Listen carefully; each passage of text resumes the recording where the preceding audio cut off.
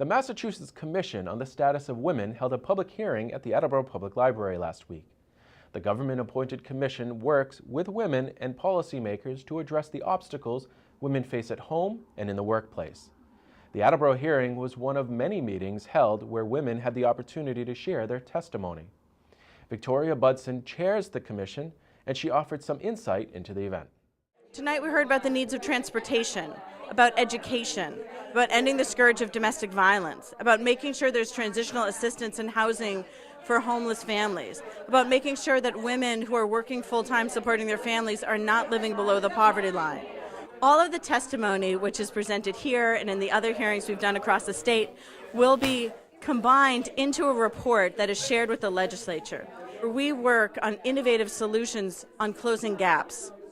And each time that a woman gives testimony or an advocate shares one of the issues, we then work on a legislative agenda. And there are many different bills which have been passed in the last cycle, for example, on domestic violence. We've also had bills passed having to do with housing to really ensure that change is being made. And instead of making change based on what one imagines the problems to be, we do it in a data-driven approach. So we understand the numbers and we understand the solutions.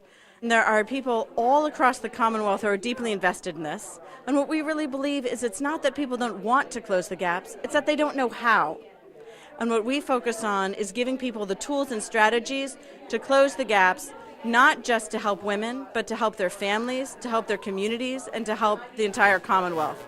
And it's not just about rights, it's really also about the economic security, not just of these women and their families, but these communities. It's really phenomenal that we have such investment. All of the 19 commissioners are volunteers, and people spend their time to come out and really share this, not just to help themselves, but to make sure that another woman or girl will not experience the same difficulties that they have.